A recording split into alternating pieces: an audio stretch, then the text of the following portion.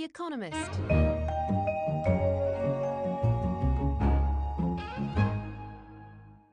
Peter Diamond is an economist and a Nobel Prize winner for his work researching labor market frictions and their connection to unemployment.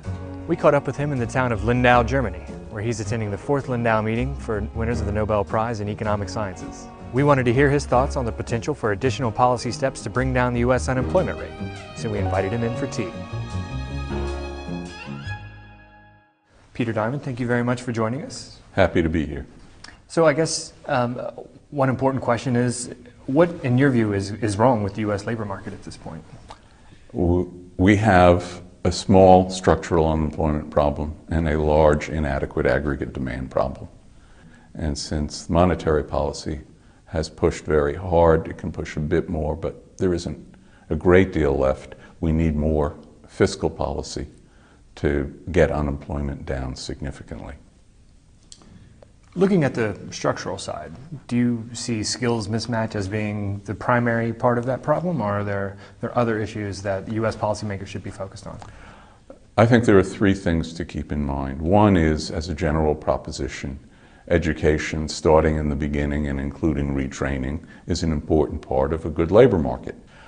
Secondly, when you have a change in the makeup of the kinds of jobs that are out there, and certainly globalization is part of that, the kind of jobs going abroad are somewhat different from what historically jobs have been moving abroad for a very long time. But the makeup is somewhat different. And so that creates a bit of a mismatch. The third thing, of course, is construction was so overbuilt, there will be a much lower level of work going on there. So those people need to locate elsewhere.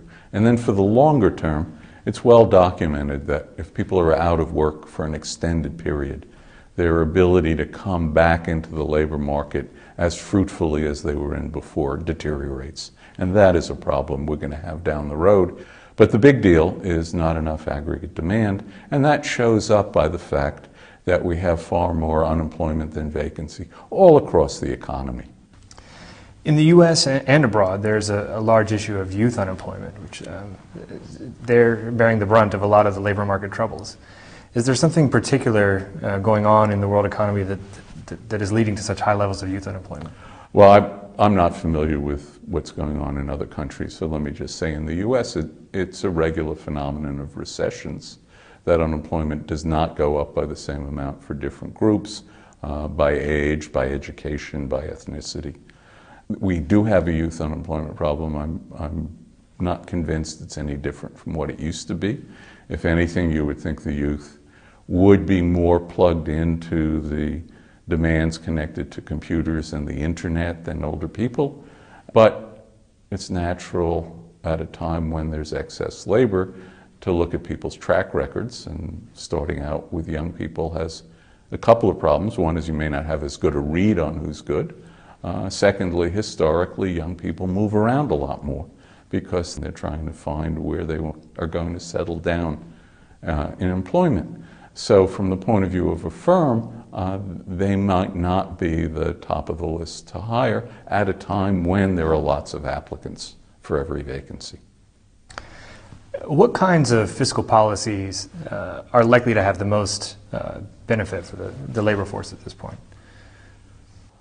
I think we have to recognize that we have a debt problem as well as an unemployment problem. So high on my list of what to do is big-time infrastructure spending, because we have a large infrastructure need, and it shows up, it hurts business, it hurts the economy, it hurts all sorts of things. And so by doing it now rather than later, we're not adding to the long-run trend in debt. In fact, we're probably shrinking it a bit because of multiplier. And from a social cost point of view, insofar as otherwise idle labor and capital are being used for infrastructure, that makes it socially less expensive to do the infrastructure repair. In a normal recession, you don't think of that as a time to be doing investments, because the normal recession is too short to get things going. All the forecasts suggest this is going to be a slow, stretched out process. The Reinhardt-Rogoff work is very much supportive of that. And so we can crank up not just on shovel-ready things, which was the focus before when it was hoped it would be short, but the large backlog of significant projects that we have. Good time to do them.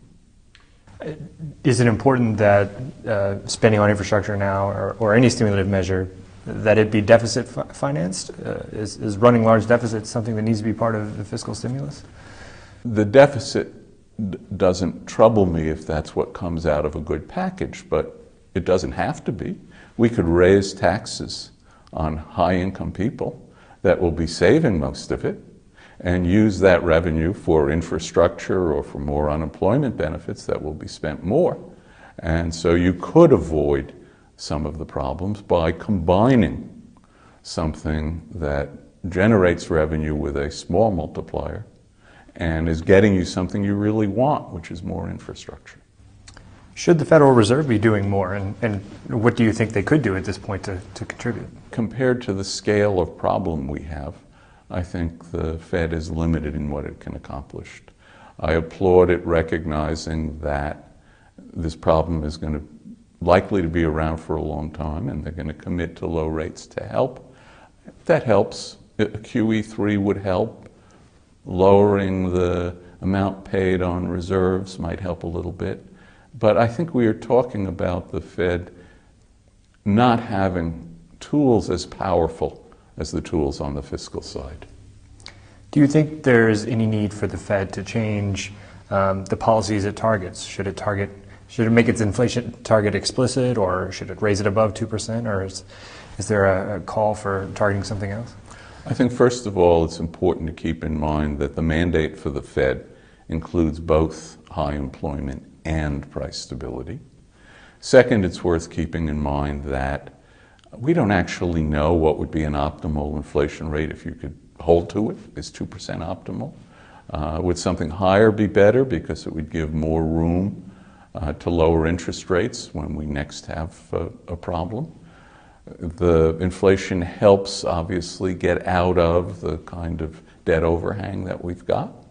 So I think we've got to recognize that there isn't a number that would be the right number indefinitely, and that at different times it would make sense for the Fed to say we would not be troubled by the inflation rate going up to 3%, say. I think the point here is the Fed doesn't control the inflation rate. So the Fed can say how it would react to different realizations of the core inflation, not the headline inflation, which is what they focus on.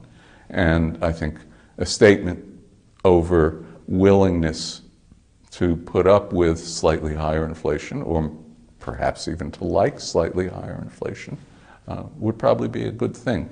But again, it's not on the scale of a big fiscal stimulus.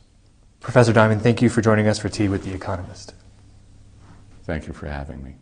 That was Peter Diamond, Nobel Prize-winning economist, with his views on the U.S. labor market. He thinks that additional fiscal policy would help, but we're unlikely to get it with the current political environment.